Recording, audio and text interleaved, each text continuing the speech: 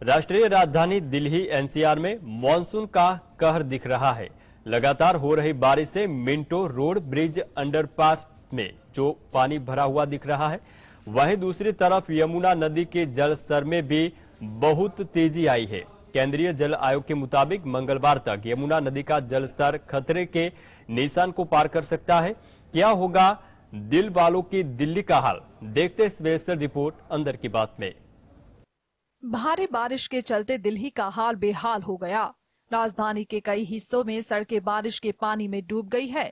इसके अलावा कई सांसदों के बंगलों के अंदर भी बारिश का पानी भर गया है। इस बारिश में डूबने वाली Minto road bridge underpass bridge के नीचे भी पानी भर गया है। फिलहाल एहतियातन मिंटो ब्रिज को बंद कर दिया गया है। ब्रिज के पास ट्रैफिक पुलिस कर्मी तैनात किए गए हैं। राजधानी में यमुना के जल स्तर में भी तेजी से इजाफा हो रहा है। पुराने लोहे के पुल के पास यमुना का स्तर के निशान कुछ मीटर ही नीचे बह रही है। केंद्रीय जल आयोग के मुताबिक दिल्ली में यमुना नदी में जल स्तर बढ़ रहा है और मंगलवार को इसके खतरे के निशान 205% 33 मीटर को पार करने की आशंका है। CWC के बाढ़ निगरानी पोर्टल के अनुसार रविवार को दोपहर 1 बजे पुराने रेलवे ब्रिज पर यमुना का जल स्तर 203% 18 मीटर था। चेतावनी स्तर 204% 5 मीटर है। दिल्ली में नदी के पास के निचले इलाकों को बाढ़ के प्रति संवेदनशील माना जाता है और यहाँ लगभग 37,000 लोग रहते हैं। कई इलाकों में घरों के अंदर भी पानी घुस गए हैं। मौसम विभाग के मुताबिक दिल्ली एनसीआर में ये बारिश अगले 2 दिन और जारी रह सकती है। राजधानी में बारिश को लेकर येलो अलर्ट जारी कर दिया गया है। Bureau report, GSTV। इस साल के आखिर से लेकर अगले साल के बीच होने वाले 5 राज्य के चुनाव और लोकसभा चुनाव से पहले ही उनकी तैयारियां शुरू हो गई है। बात करें बीजेपी की, तो इसको लेकर महत्वपूर्ण बैठक के बाद गठबंधन के लिए क्या रणनीति तय की, देखते हैं रिपोर्ट अंदर की बात में। इस साल के आखिर से लेकर अगले साल के बीच होने वाले 5 राज्यों के चुनावों और लोकसभा चुनाव से पहले उसकी तैयारियां शुरू हो गई है। बीजेपी ने लोकसभा चुनाव के मद्देनजर क्षेत्रीय दलों के साथ गठबंधन की संभावनाओं पर प्रदेश अध्यक्षों से रिपोर्ट मांगी है। हाल ही में हुई बीजेपी की नॉर्थ जोन की बैठक में गठबंधन के मुद्दे पर चर्चा हुई। राष्ट्रीय अध्यक्ष नड्डा ने सभी प्रदेश अध्यक्षों से जानकारी मांगी कि उनके राज्य में किसके साथ गठबंधन करना पार्टी के लिए फायदेमंद रहेगा। इस संबंध में कारण और तर्क सहित रिपोर्ट भेजने को भी कहा गया है। इस बैठक में राजस्थान, मध्य प्रदेश और छत्तीसगढ़ के चुनाव प्रचार पर चर्चा हुई। मध्य प्रदेश में बीजेपी के सत्ता में आने के बाद इस बात पर चर्चा हुई कि सरकार के काम को आम लोगों तक पहुंचाने के लिए क्या किया जाए। चूंकि राजस्थान और छत्तीसगढ़ में कांग्रेस की सरकार है, इसलिए इन दोनों राज्यों के लिए अलग अलग रणनीति तय की गई है। बैठक में निर्णय लिया गया कि कांग्रेस शासित राज्यों में लोकसभा चुनाव होने तक सभी कार्यकर्ता हर दिन अलग अलग मुद्दों को लेकर सरकार के खिलाफ मैदान में उतरेंगे। Bureau report, GSTV। देश में भाजपा के लिए समान नागरिक संहिता लागू करना आसान होने वाला नहीं है। विपक्ष तो विरोध कर ही रहा है, लेकिन अब तमिलनाडु में भाजपा के प्रमुख सहयोगी अन्नाद्रुमुक ने भाजपा को कैसे दिया झटका, देखते हैं रिपोर्ट अंदर की बात में। जहां मोदी सरकार समान नागरिक संहिता लाने की तैयारी कर रही है, वहीं तमिलनाडु की AIDMK के समान नागरिक संहिता के विरोध का ऐलान कर बीजेपी को झटका दे दिया है। AIDMK पहली NDA पार्टी है जिसमें समान नागरिक संहिता के विरोध की घोषणा की है। AIDMK के पलानास्वामी ने घोषणा की है कि 2019 के चुनाव घोषणा पत्र में पार्टी ने समान नागरिक संहिता का विरोध करने की घोषणा की थी। इस रवैये में किसी बदलाव का सवाल ही नहीं है। बीजेपी नेता का मानना है कि अगर AIDMK समान नागरिक संहिता का समर्थन नहीं करती है तो बीजेपी को राज्यसभा में दिक्कत हो सकती है। कांग्रेस से पहले ही जगन मोहन रेड्डी की वाईएसआर समान नागरिक संहिता के खिलाफ है, वहीं नवीन पटनायक भी इसका विरोध करेंगे।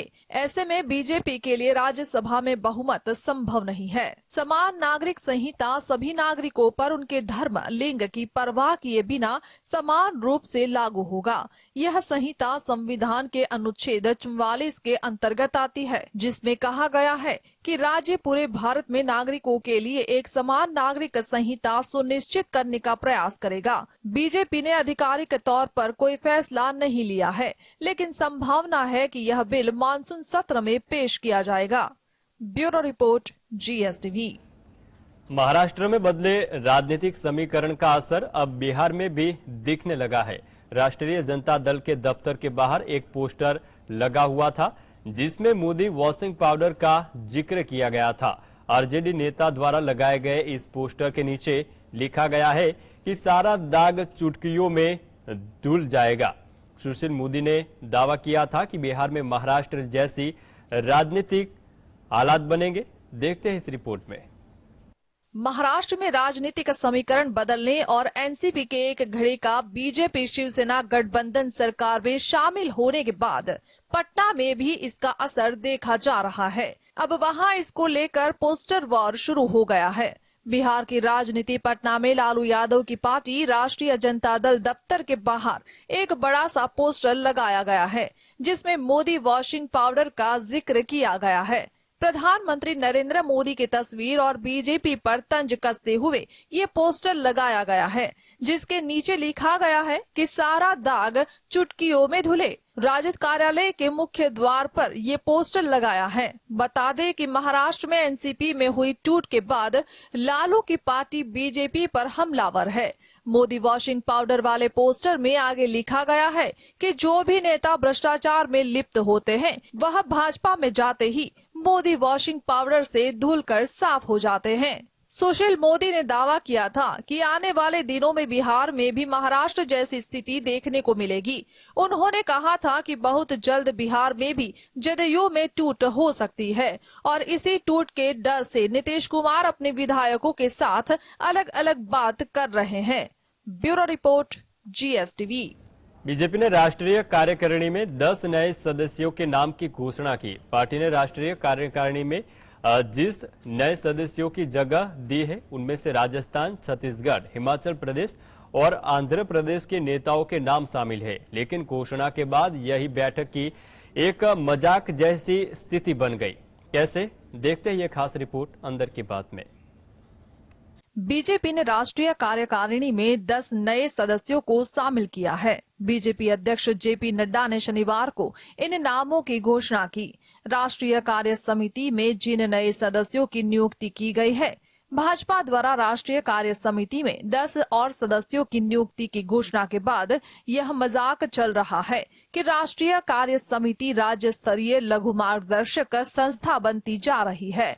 बीजेपी ने राष्ट्रीय कार्य समिति में सुरेश कश्यप, संजय जायसवाल, विष्णुदेव साई, धर्मलाल कौशिक, अश्विनी शर्मा, बंडी संजय कुमार, सोमवीर राजू, दीपक प्रकाश, किरोड़ीलाल मीणा और सतीश पुनिया को नियुक्त किया है। ये सभी वो नेता हैं जिन्हें हाल ही में बीजेपी ने अहम पदों से हटा दिया है। अश्विनी शर्मा, बंदी संजय कुमार और सतीश पुनिया समेत सभी नेताओं को प्रदेश अध्यक्ष पद से हटा दिया गया है।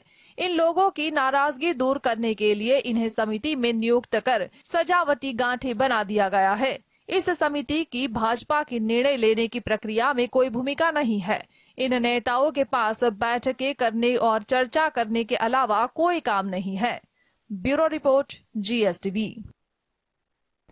कार्तिक आर्यन ने मुंबई में एक बड़ी प्रॉपर्टी डील में इन्वेस्ट किया है। उन्होंने जुहू के पूस इलाके में स्थित सिद्धि विनायक बिल्डिंग के 2nd फ्लोर पर 17.50 करोड़ रुपए का अपार्टमेंट खरीदा। इस बिल्डिंग के 8वें फ्लोर पर कार्तिक की फैमिली के पहले से ही एक अपार्टमेंट है। क्या मानना है कार्तिक आर्यन का, देखते बॉलीवुड रिपोर्ट अंदर की बात में। बॉलीवुड स्टार कार्तिक आर्यन ने मुंबई में एक बड़ी प्रॉपर्टी डील में इन्वेस्ट किया है। उन्होंने जुहू के पोश इलाके में स्थित सिद्धि विनायक बिल्डिंग के सेकंड फ्लोर पर 17% 50 करोड़ रुपए का अपार्टमेंट खरीदा है। इस बिल्डिंग के 8वें फ्लोर पर कार्तिक की फैमिली का पहले से ही एक अपार्टमेंट है। एक रिपोर्ट के मुताबिक कार्तिक ने 30 जून को जुहू में प्रेसिडेंसी कोऑपरेटिव हाउसिंग में इस अपार्टमेंट की डील फाइनल की है। एक्टर की ओर से उनकी मां डॉक्टर माला तिवारी इस डील में शामिल थी। कार्तिक का यह apartment 1593.61 square feet carpet area में फैला हुआ है। डील के मुताबिक एक्टर को 2 कार की पार्किंग स्पेस भी मिली है। एक्टर ने इस अपार्टमेंट के लिए 1 करोड़ रुपए स्टैंप ड्यूटी भी चुकाई है। मीडिया रिपोर्ट्स के मुताबिक कार्तिक की नेटवर्थ करीबन 46 करोड़ रुपए है। उनके पास वोट, Oppo, fair and handsome, Armani watches समेत 16 मशहूर ब्रांड एंडोर्समेंट है। उनकी पिछली फिल्म भूल भुलैया 2 के सुपरहिट होने के बाद उन्होंने अपनी फीस में भी इजाफा किया है। इससे पहले सुनने में आया था कि कार्तिक शाहिद कपूर के जुहू स्थित घर में किराए से रहते थे। इसके लिए वो प्रति महीने 7.5 लाख रुपए बतौर रेंट चुकाते थे। Bureau report, GSTV।